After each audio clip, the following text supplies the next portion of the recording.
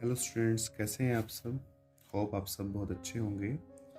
आज हम journal entry का जो नेक्स्ट क्वेश्चन करने जा रहे हैं that is journal of Hari and company, जिसकी पहली ट्रांजैक्शन क्या कहती है, purchase goods from Vinod. Vinod से गुड्स परचेज किया किसने? बिजनेस ने। तो बिजनेस ने अगर गुड्स परचेज किया होगा तो गुड्स के लिए पहला अकाउंट हम क्या यूज करेंगे, दैट इज परचेजेज। परचेजेस कौन सा अकाउंट है? नॉमिनल। किससे गुड्स परचेज किया? विनोद से। क्योंकि कहीं पर भी कैश नहीं दे रखा तो फिर हमें नेम यूज करना पड़ेगा। ठीक है। लिस्ट प्राइस दे रखा है हमें 40,000 का। ट्रेड डिस्काउंट क्या दे रखा है? 10%, दैट इज 4,000। तो रिमेनिंग कितना रह गया? 36। ट्रेड डिस्काउंट की एंट्री नहीं होती तो लिस्ट प्राइस की भी नहीं होती। और अब हमें पता है कि हमने एंट्री कितने अमाउंट से करनी है? 36,000 से करनी है। चलिए, Vinod is a personal. Transaction को दोबारा पढ़िए। Purchase goods from Vinod, Vinod से गुड्स परचेज किया गया। अगर विनोद से बिजनेस ने गुड्स परचेज किया है तो विनोद बिजनेस के लिए क्या बन जाएगा? गिवर। गिवर तो क्या हो जाएगा? क्रेडिट। और परचेज बिजनेस के लिए हमेशा क्या होता है? एक्सपेंसेस। एक्सपेंसेस क्या रहते हैं? डेबिट।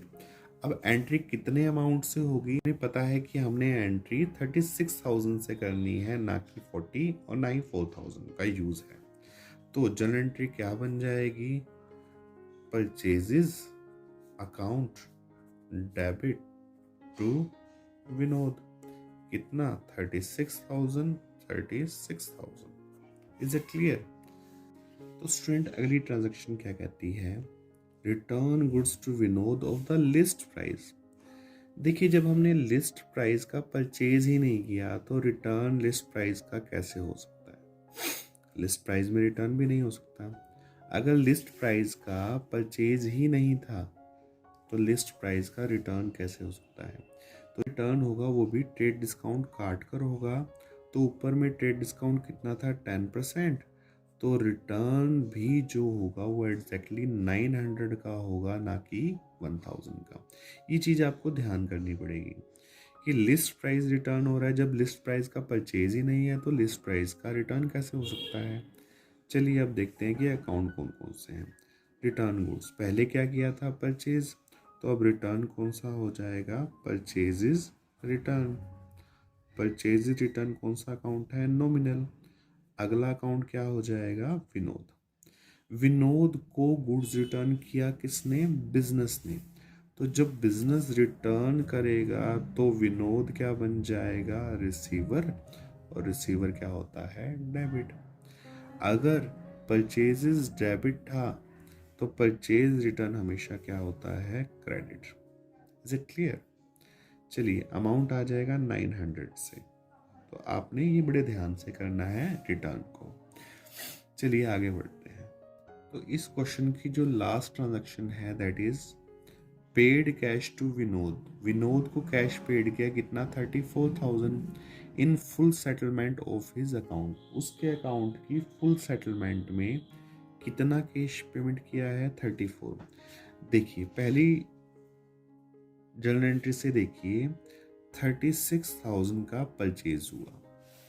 कितने का परचेज हुआ? 36। कितना रिटर्न कर दिया गया? 900। तो स्टूडेंट्स, अभी अभी हमने क्या देखा कि हमने परचेज किया था 36,000 का, रिटर्न कर दिया 900 का। तो एग्जैक्टली हमने उसे कितने देने थे? 35,100। लेकिन फुल सेटलमेंट में हम दे कितना रहे हैं? 34,000। तो इट मीन्स अगर कैश 34,000 दे रहे हैं तो डिस्काउंट कितना रहेगा? 1100 रुपीज़ का। Is it clear? I think आपको समझ में आ रही होंगी चीज़ें। तो अब हम इसमें से अकाउंट चूज करेंगे। चलिए अकाउंट चूज करते हैं। Paid cash. तो पहला अकाउंट क्या मिल गया? Cash. Cash is a real account. Second one is Vinod. Vinod is a personal account. और हमें दिख रहा है कि यहाँ पर क्या दे रखा है? Discount. Discount is a nominal account. तो बिजनेस का पॉइंट ऑफ व्यू बनाते हुए हमने एंट्री करनी है। देखिए, paid cash to Vinod. Vinod को जब कैश पेड करेगा कौन? बिजनेस। तो कैश कम्स इन होगा या गोज आउट होगा?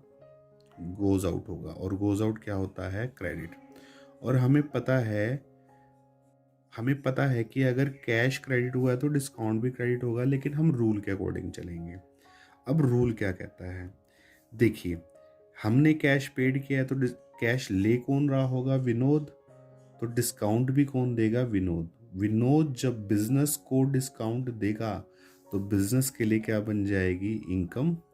और इनकम क्या होती है? क्रेडिट। और डिस्काउंट क्या हो जाएगा? रिसीव्ड। डिस्काउंट क्या हो जाएगा? रिसीव्ड। चलिए, पेड कैश टू विनोद। तो विनोद क्या हो जाएगा? रिसीवर। और रिसीवर क्या होता है? डेबिट। चलिए, अब ट्रांजैक्शन को हमने समझ लिया, जनरल एंट्री बनाते हैं इसकी। विनोद क्या हो रहा है? डेबिट। अमाउंट इम्पोर्टेंट रहेगा इस एंट्री में कि अमाउंट क्या भरा जाए। कैश अकाउंट क्या हो जाएगा? क्रेडिट। और डिस्काउंट क्या हो जाएगा? रिसीव्ड। क्लियर? चलिए देखिए, डिस्काउंट हमें पता है 1100। कैश कितना दिया गया? 3400 सॉरी। और हमने देने कितने थे? 35,100। तो यहाँ पर कैश और डिस्काउंट का जोड़ किस में आएगा? नेम में।